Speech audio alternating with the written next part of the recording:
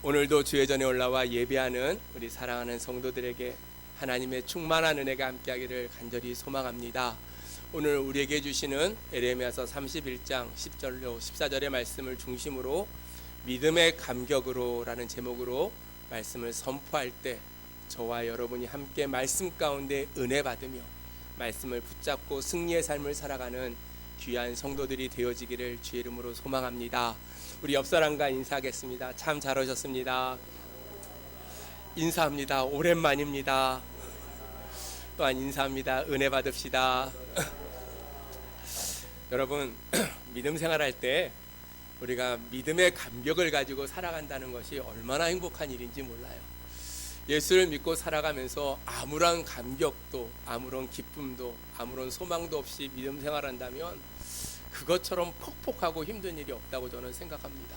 믿음은 하나님의 은혜 가운데 날마다 주시는 그 감격과 감사를 가지고 살아가는 것이 믿음의 삶이다 라고 생각되어져요. 그래서 에레미야서의 말씀을 중심으로 해서 우리가 믿음의 감격을 가지고 살아가는 그러한 성도들이 되었으면 좋겠다라는 의미를 가지고 오늘 말씀을 나누고자 합니다. 제가 글을 읽다가 복민근치라는 분이 썼던 그러한 글을 하나 읽었어요.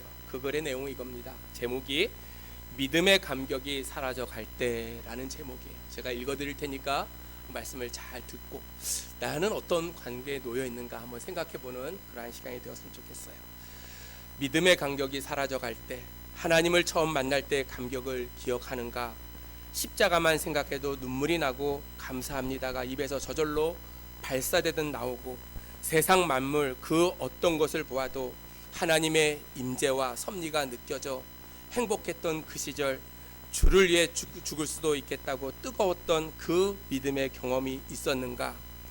그러나 지금은 어떠한가? 부부가 살면서 권태로움을 느끼듯 지금은 그 감격이 사라졌는가? 사람들은 자기가 아주 좋아하는 것을 소유하게 되면 매우 흥분하고 그것에 대한 관심이 고조된다. 자나깨나 그것에 대한 생각으로 가득하게 된다. 첫사랑, 첫 믿음의 감격을 잃으면 신앙생활은 하향복속을 그린다. 언제부터인가 하나님의 심판이 두려워 믿는 사람으로 그 신앙이 변질되고 천국 가기 위해 위태로웠던 신앙으로 겨우 연명하듯 믿는 신앙은 생명력을 잃고 만다. 막연히 믿으니 천국 가겠지. 아니란 생각에 빠져서 사는 사람은 살았다는 이름은 가졌으나 실상은 죽은 믿음이다. 믿음의 껍데기만 겨우 붙잡고 신앙생활하는 것은 결코 믿음이 아니다. 살아있는 믿음은 생동감이 있고 활력이 넘친다. 하나님에 대한 뜨거운 사랑이 없는 것은 죽음과 연관이 되어 있다. 그런 신앙은 오래가지 못한다. 조금만 바람이 불고 창수가 나면 모래 위에 지은 집처럼 무너지고 만다. 믿는 자에게는 신앙의 에너지와 원동력이 필요하다. 늘 말씀을 품고 성령의 도우심으로 자기의 신앙을 충전하지 않으면 언제 그 신앙이 멈춰설지 알 수가 없다. 겉으로는 믿는 듯하나 형식과 외식만 있을 뿐 감격이 없게 된다. 십자가에 대한 감격을 잃으면 그 신앙은 이미 추락하고 있는 것이다. 주님을 가까이, 성경을 가까이, 기도를 가까이, 교회를 가까이, 믿음의 사랑과 교제를 가까이 하면 신앙의 굴레를 벗어나지 말아야 한다. 지옥은 하나님의 사랑이 완전히 차단된 곳이다. 그리스도의 사랑을 느끼지 못하는 상태가 그와 같다. 믿으면서 원망과 불평이 앞서고 기도보다 자기의 자아가 앞선다면 문제가 아닐 수가 없다. 무관심과 원망과 불평은 신앙의 독약이다. 하나님의 교회에 무관심한 자가 믿음이 있다고 할 수가 없다. 하나님에 대한 무관심은 신앙이 없다는 반증이다. 하나님으로부터 저만치 멀리 떨어져 있기 때문이다. 하나님에 대한 관심을 최대한으로 고조시켜야 한다.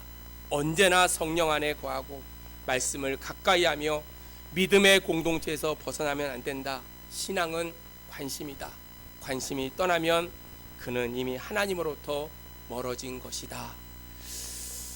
제가 이 글을 읽으면서 과연 우리는 믿음의 감격을 가지고 살아가고 있을까? 아마 이 글은 우리에게 많은 도전이 되는 그러한 글이라고 생각합니다.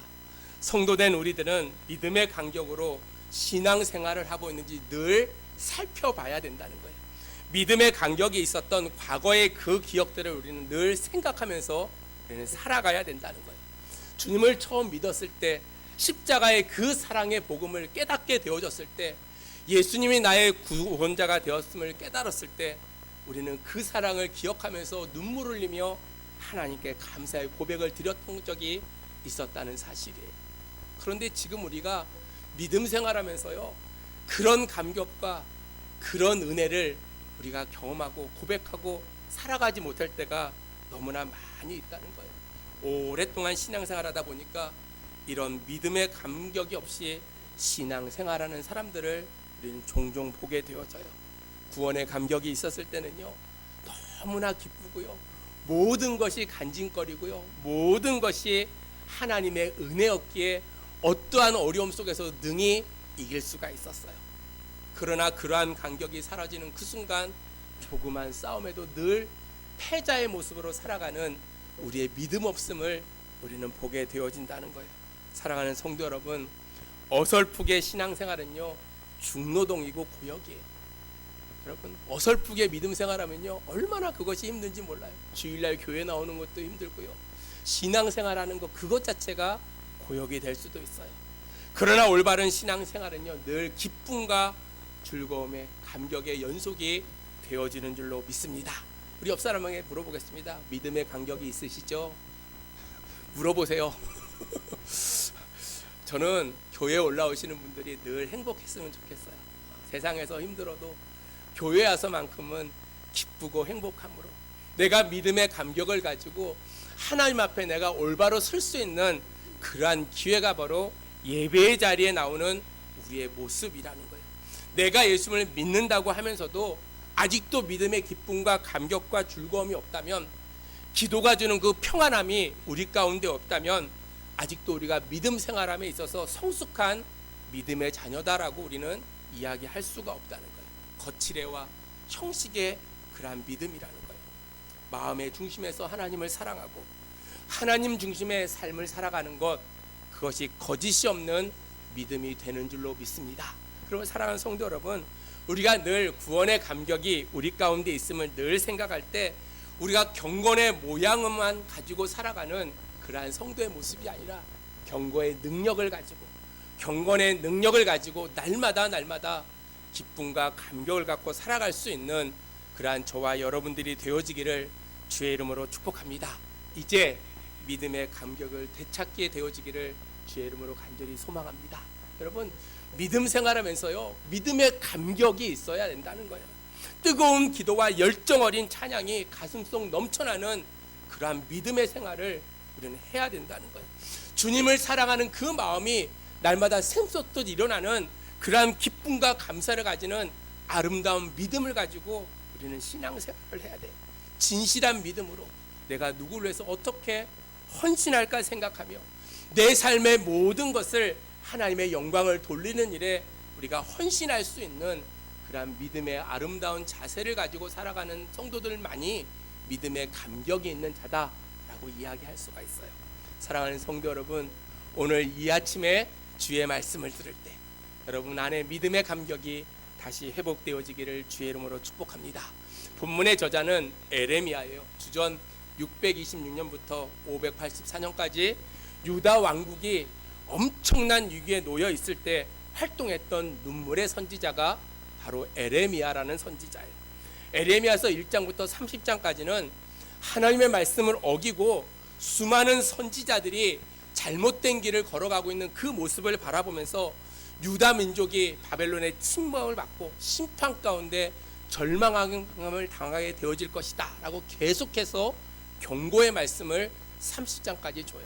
너희들이 하나님을 잘 섬기지 못하고 너희들이 하나님을 온전히 섬기지 못해서 이제 바벨론을 통해서 너희들이 멸망하게 될 것이다 라고 계속해서 눈물을 흘리면서 에레미야 선지자가 선포를 해요. 근데 31장부터 이제 비로소 에레미야가 다시 회복의 희망을 선포하면서 그들에게 이제 이렇게 살아갈 때 하나님께서 너희 믿음 가운데 새로운 희망을 주실 것이다라고 선포하는 것이 31장의 시작이에요. 여러분, 30장까지는 주로 이런 말씀이 표현되어 있어요. 너희가 만일 무엇하면, if라는 말로 표현되어져 있어요. 그러나 31장 이후로는 에레미야가 뭐라고 이야기하면 내가 이렇게 할 것이다. I will, 나는 이렇게 능력을 가지고 그 일을 할 것이다 라고 성경은 표현하고 있다는 거예요.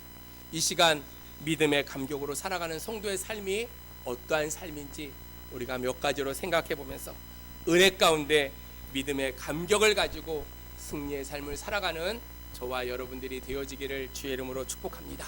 첫 번째로 믿음의 감격으로 살면요, 속량의 은혜를 날마다 고백한다는 거예요. 성도된 우리는 항상 하나님의 은혜를 받으며 살아가는 존재인 줄로 믿습니다. 그 은혜는요, 우리가 예수 그리스도를 믿고 하나님의 자녀가 되어서 천국을 향하여 살아가고 있다는 거예요. 그것이 우리에게는 가장 큰 은혜가 되어진다는 거예요. 주님께서 우리를 사랑하시고 우리를 구속하여 주시고 얼마나 큰 복을 우리에게 허락해 주셨는지 몰라요. 그 복은 우리가 부자가 되는 것이나 명예를 가지고 살아가는 그러한 복이 아니고, 장로가 되고 권사가 되고 목사가 되는, 그래서 복받은 그런 것이 아니고 하나님의 자녀가 됐다는 사실이 엄청나게 큰 복인 줄로 믿습니다. 아멘. 나에게 가장 큰 복은요, 나 같은 존재가 하나님을 믿는 하나님의 자녀가 됐다는 거예요. 하나님의 자녀가 되어지면 더 이상 우리에게 바랄 것이 없어요. 하나님의 자녀가 된 우리는요, 하늘에 있는 모든 것을 상속받는 하나님의 자녀인 줄로 믿습니다.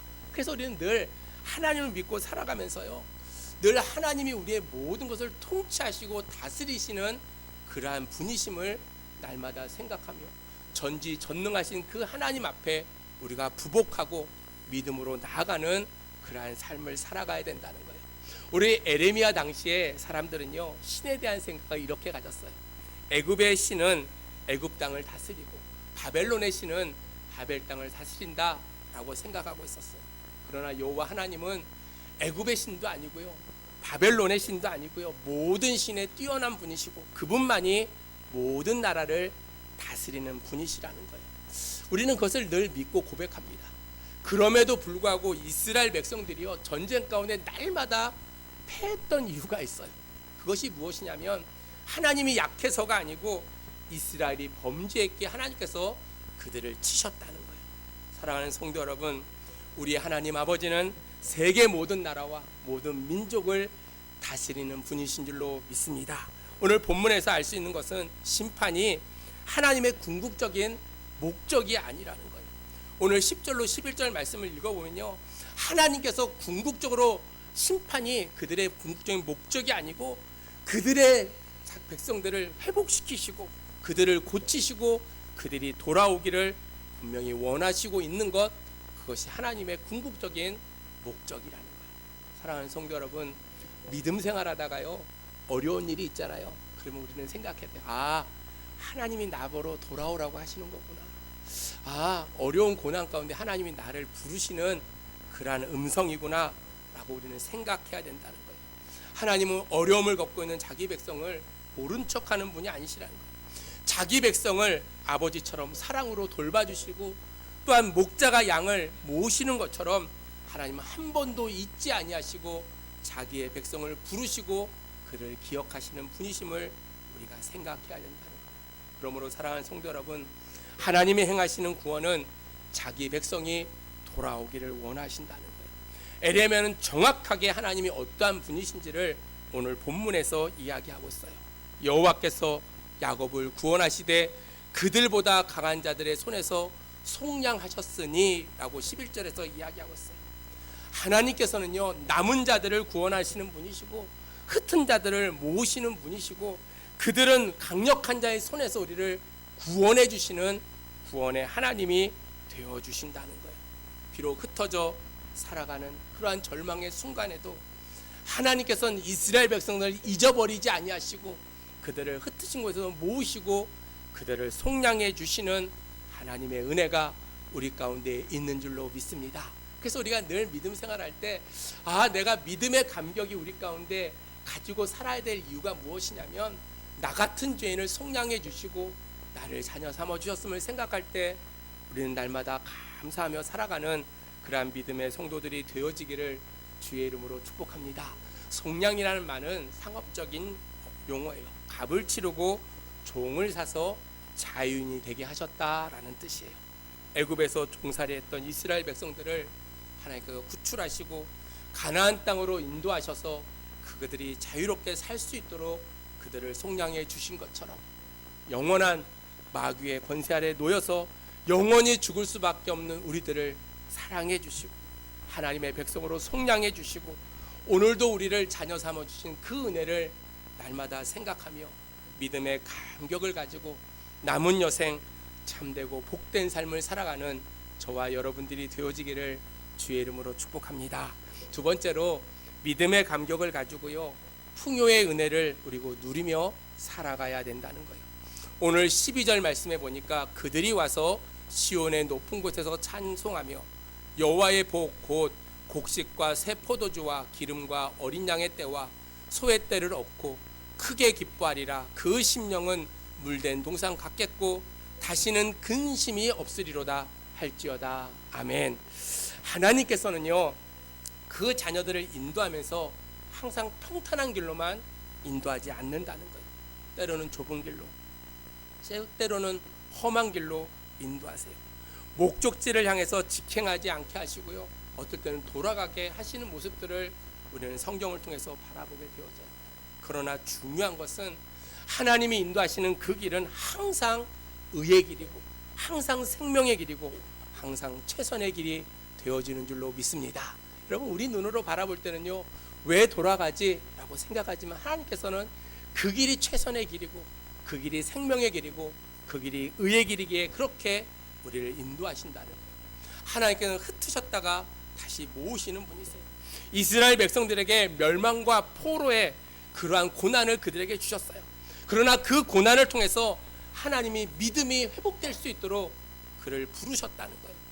그들의 부르심에 화답하는 이스라엘 민족들을 하나님께서 결코 버리지 아니하시고 그들을 회복시키시고 그들을 모아 가나안 땅으로 인도하시는 하나님의 놀라운 은혜가 나타나는 줄로 믿습니다. 그러므로 우리가 나라를 세우고요, 가정을 다시 이룩하게 하시고 기업을 이루게 하시는 것, 그 모든 것이 하나님의 뜻 가운데 있다는 거예요. 그래서 우리는 늘 하나님을 믿고 살아가면서 오늘도 하나님이 우리를 부르신다는 그 사실을 날마다 생각하며 풍성의 복을 누릴 수 있는 저와 여러분들이 되어지기를 주의 이름으로 축복합니다. 에레미야가요, 오늘 눈물 가운데 오늘 12절의 말씀을 이스라엘 백성들에게 선포해요. 에레미야가 내다본 세상의 모습은요, 정말로 놀라운 광경이었어요. 지금까지 이스라엘 백성, 특별히 유다 나라가 바벨론에게 이제 날마다 멸망당하는 절망의 그 순간에 에레미야가 바라보고 고백했던 것이 무엇이냐면 이제 물된 동산 같겠고 다시는 근심이 없을 것이다라고 그들에게 이야기하고 있어요. 예레미야는 멀리 눈을 들어 하나님이 이루실 그 모습을 바라보았다는 거예요. 오늘 그가 와서 시온의 높은 곳에서 찬송하며 라고 오늘 12절에서 이야기하고 있어요. 하나님께서는 이스라엘 나라를 멸망시키시고 포로로 붙잡혀간 바벨론의 그 강한 손에서 구속해 주신다는 거예요. 가나안 땅으로 돌아오게 하시고 그들을 회복시키시고 그들이 높은 곳에서 하나님을 찬송하게 만들어 주신다는 거예요. 여러분, 높은 곳에서 찬송하며 여호와를 위하여라고 한 이 말씀은 하나님께서 완전한 믿음의 회복을 우리에게 주신다는 거예요. 시온의 높은 곳은 교회를 의미합니다. 여러분, 교회에서 예배가 회복되어졌다는 사실이에요. 예배가 형식적인 예배가 아니고요, 정말로 참된 예배가 되어져야 돼요. 영과 진리로 드려지는 그 예배가 영적인 예배고 예배의 본질이 회복되어질 때 다른 것들도 회복되어지는 줄로 믿습니다. 사랑하는 성도 여러분, 그래서 우리가요, 예배가 회복되어져야 돼요. 하나님 앞에 온전한 예배가 회복되어질 때 하나님께서 우리의 삶의 모든 것들을 다 회복해 주실 줄로 믿습니다. 또한 오늘 본문의 12절에 보니까 곡식과 새 포도주와 기름과 어린 양의 떼와 소의 떼를 얻고 크게 기뻐하리라 라고 했어요. 여러분, 하나님이 주시는 평안의 그 복은요, 하나님께서 모든 것을 채워주신다는 거예요. 일용할 양식과 재산의 풍요를 우리에게 주신다라고 약속해 주셨다는 거예요. 사랑하는 성도 여러분, 우리가 이 세상에 살아가는 동안 장래 하나님의 나라에 대한 복도 우리가 하나님께 약속을 받은 것이 귀하고 귀한 일이지만, 육신을 입고 살아가는 이 동안에도 공급하시는 하나님의 산업의 복이 우리 가운데 날마다 넘쳐나야 될 줄로 믿습니다. 오늘 이야기하기를요, 곡식과 세포도와 기름과 어린 양의 때와 소의 때를 얻고 크게 기뻐한다라고 이야기하고 있어요. 곡식은 일용할 양식에 부족함이 없는 그러한 복이고, 새 포도주는요 즐거움을 누리는 그러한 복이고, 기름은 풍성함과 윤택함을 상징하는 것이고, 양떼와 소의 때는요 풍요와 번성을 이야기하는 복이라는 거예요. 그러므로 사랑하는 성도 여러분, 구원받은 믿음의 성도들은요, 영적인 삶의 모습이나 육적인 삶의 모습이요 늘 균형 잡는 삶을 살아가야 된다는 거예요. 그러므로 우리가 늘 하나님 앞에 그러한 복을 누리고 살아가는 저와 여러분들이 되어지기를 주의 이름으로 축복합니다. 또한 여러분의 인생에 있어서 물된 동상 같고요, 다시는 근심이 없는 그러한 삶을 살아가야 된다는 거예요. 하나님께서 얼마나 회복시키는가를 우리에게 말씀하시는데, 뭐라고 말씀하시냐면 우리의 심령은 물된 동상과 같다라고 했어요. 여러분, 농부에게 있어서요 물이 넉넉한 것은 아무런 걱정이 없어요. 여러분의 심령에 성령의 충만한 은혜가 넘쳐나게 되어진다면 우리는 다시 근심 없이 하루하루를 살아가게 되어져 있다는 거예요. 사랑하는 성도 여러분, 우리가 믿는 하나님은 풍요로우신 하나님이신 줄로 믿습니다. 전능하신 그 하나님께서, 모든 것을 가지신 그 풍요로우신 그 하나님께서 오늘도 우리를 온전하게 하시고 우리에게 은혜를 베풀어 주시고, 우리가 풍요의 그 은혜를 날마다 가지고 믿음의 감격을 날마다 하며 살아갈 때 하나님께서 우리의 신앙을 지켜주시고 그 안에서 더욱더 풍성한 은혜를 우리에게 베풀어 주실 줄로 믿습니다. 그러므로 우리가요 늘 믿음 생활할 때요 늘 하나님이 주신 은혜를 기억해야 돼요. 그리고 풍성함의 그 은혜를 생각하며 내가 더욱더 믿음 안에서 살아가고자 몸부림칠 수 있는 그러한 저와 여러분이 되어지기를 주의 이름으로 축복합니다. 마지막으로, 믿음의 감격이 있으면 근심이 변하여 기쁨이 된다는 거예요. 오늘 본문 말씀 13절 말씀에 그들의 근심으로부터 기쁨을 얻게 할 것임이라 라고 이야기하고 있어요. 구약 성경의 예언서를 보면 하나님께서 범죄한 이스라엘 백성들에게 심판을 선언합니다. 하나님의 심판의 선언에서 가장 핵심적인 내용이 무엇인가 살펴보면요, 그들의 기쁨을 재버리는 거예요. 그래서 예레미야서 25장 10절 말씀에 내가 그들 중에서 기뻐하는 소리와 즐거워하는 소리와 신랑의 소리와 신부의 소리와 맷돌 소리와 등불빛이 끊어지게 하리니, 여러분, 하나님의 심판의 선언은요 우리 가운데 기쁨을 재버리는 것이라는 거예요. 그래서 예레미야서 25장 10절에서 그렇게 우리에게 끊어지게 되어진다라고 이야기하고 있어요. 그런데 하나님께서는 이스라엘 백성들에게 다시 회복을 약속해 주셨어요. 회복의 약속의 가장 중요한 핵심이 무엇이냐면 기쁨이 회복되어지는 거예요. 오늘 13절 말씀에 그때의 처녀는 춤추며 즐거워하겠고 청년과 노인은 함께 즐거워하리니 내가 그들의 슬픔을 돌려 즐겁게 하며 그들을 위로하여 그들의 근심으로부터 기쁨을 얻게 할 것임이라 라고 이야기하고 있어요. 정말 신나는 이야기가 기록되어 있어요. 여러분, 아가씨들이 춤을 추고요, 즐거워하고요, 총각과 노인이 함께 즐거워한다는 거예요. 기뻐서 기뻐하는 것이 아니라 슬픔 가운데 그 슬픔을 기쁨으로 돌려주시는 그러한 은혜가 있기에 기뻐한다라고 오늘 에레미야는 이야기하고 있어요. 사실 슬픔을 돌려 즐겁게 하고 근심으로부터 기쁨을 얻게 할 수 있는 분은 오직 하나님 한 분밖에 없다는 거예요. 그런데 문제가 무엇이냐면 모든 인생들이 하나님을 떠나 살아간다는 거예요. 하나님을 떠나 살기에 우리는 늘 근심하고 슬픔 가운데 우리는 하루하루를 살아가요. 죄를 지은 인생에게 우리의 삶에 언제나 슬픔과 근심이 따라오게 되어져 있다는 거예요. 그러나 회개하면 하나님의 위로가 우리에게 풍성하게 넘치는 줄로 믿습니다. 사랑하는 성도 여러분, 우리에게 언제나 슬픔은 찾아와요. 그러나 하나님은 이것을 돌이켜 기쁨이 되게 해주시는 줄로 믿습니다. 그래서 우리는 늘 하나님의 위로를 날마다 고백하며 살아가는 자들이 되어져야 돼요. 하나님이 주시는 그 은혜가 있기에 우리는 날마다 하나님 안에서의 기쁨을 가지고 살아갈 수 있는 그러한 신실한 하나님의 자녀들이 되어져야 된다는 거예요. 오늘 하나님께서는 오늘도 우리에게 이렇게 말씀하세요. 내가 너를 버리겠느냐? 내가 너를 잊어버리겠느냐? 내가 너를 그대로 방치하겠느냐? 내가 너를 사랑한다. 나는 나의 목자가 되어주고 나는 내 아버지가 되어주고 나는 선한 목자로 너희를 인도해 주실 것이다. 오늘도 우리에게 그렇게 말씀하고 계심을 우리가 생각할 때 성도된 우리들은 늘 감사하며 기쁨으로 생활할 수 있는 믿음의 아름다운 성도들이 되어지기를 주의 이름으로 축복합니다. 무신론자였던 철학자 니체는요, 원래 기독교 가문에서 태어났어요. 독실한 기독교 신앙의 배경을 가지고 있었어요. 근데 그가 신앙을 배척하면서 이렇게 고백합니다. 내가 예수를 믿을 필요성을 느끼지 못하는 이유가 무엇이냐면 예수를 믿는 사람들의 생활 속에서 기쁨을 찾지 못했기 때문이다 라고 이야기했어요. 예수를 믿으면서요, 기뻐하십니까? 예수를 믿으면서 늘 행복함이 우리 가운데 있냐고요. 바울은 데살로니가서 5장 16절로 18절 말씀에 신앙인으로서 꼭 실천해야 될 세 가지의 행동을 우리에게 말씀하고 있어요. 우리 같이 암송합니다. 시작. 항상 기뻐하라. 쉬지 말고 기도하라. 범사에 감사하라. 이는 그리스도 예수 안에서 너희를 향하신 하나님의 뜻이니라. 아멘.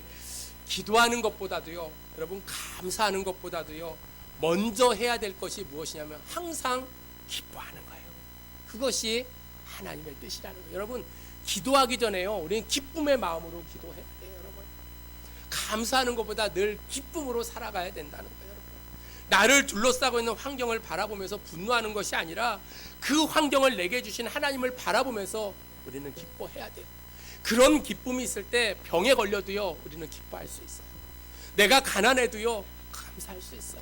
왜? 하나님께서 그 환경을 주신 분이 하나님이시고 그 하나님이 나를 통해서 기뻐하라고 말씀해 주셨기 때문에 근심 대신 기쁨이 믿음의 감격의 삶을 살아가는 성도의 표징이라는 거예요. 사랑하는 성도 여러분, 이 믿음의 감격을 갖고 살아가기를 주의 이름으로 축복합니다. 환경을 바라보고요, 하나님이 우리에게 주시는 그 기쁨이 무엇인지를 날마다 생각하며 주 앞에 감사함으로 살아갈 수 있는 저와 여러분들이 되어지기를 주의 이름으로 축복합니다. 이제 말씀을 정리합니다. 우리가 읽었던 에레미야서 31장 10절로 14절은 우리에게 소망을 주고 우리에게 기쁨을 주고 우리가 어떻게 살아가야 될지를 가르쳐주는 아주 핵심적인 그러한 말씀이에요.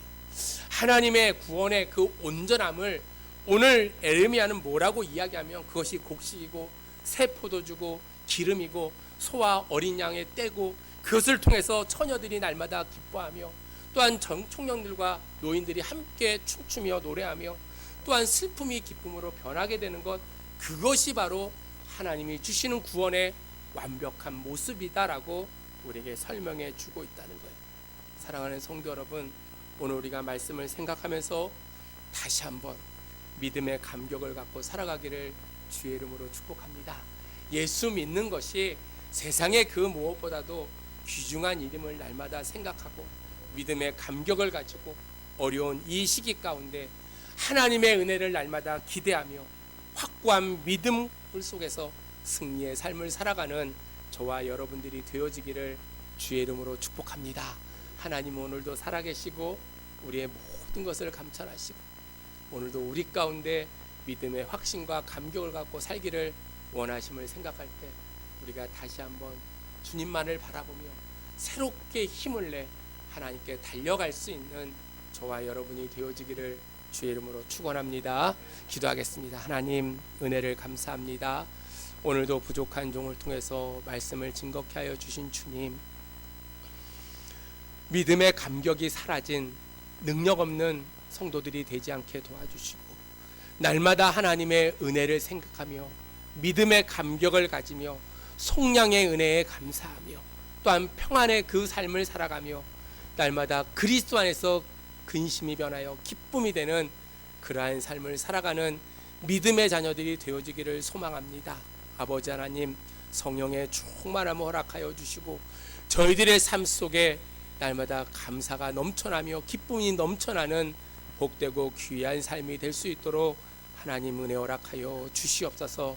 아버지, 현상을 바라보지 않게 도와주시고 그 뒤에 역사하시는 하나님이 계심을 날마다 생각하며 주 앞에 믿음으로 고백하며 나아가는 귀한 자녀들이 될 수 있도록 하나님 축복하여 주시옵소서. 특별히 새생명 축제를 시작했습니다. 아버지 하나님, 올해가 가기 전에 한 사람이 한 영혼을 전도할 수 있도록 하나님 은혜를 베풀어 주시고 저희들이 주의 명령대로 순종하며 나아갈 때 하나님의 역사하심을 바라보며 주 앞에 감사함으로 고백하는 귀한 삶이 될 수 있도록 하나님 축복하여 주시옵소서. 수술 가운데 회복되고 있는 성도들도 있습니다. 아버지 하나님, 주께서 은혜를 베풀어 주셔서 아버지 빨리 쾌유케 하시고 장기 결석하고 있는 성도들도 있습니다. 아버지 하나님 늘 기억하시고 그들이 어느 곳에 있든지 주의 성전을 향하여 예배하는 예배자들이 될 수 있도록 하나님 축복하여 주시옵소서. 이제 한 주간도 세상에 나가 삽니다.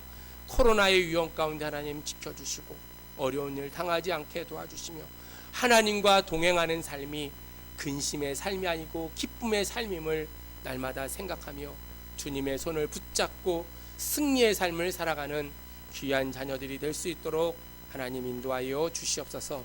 감사를 드렸고 예수님의 이름으로 기도하옵나이다. 아멘.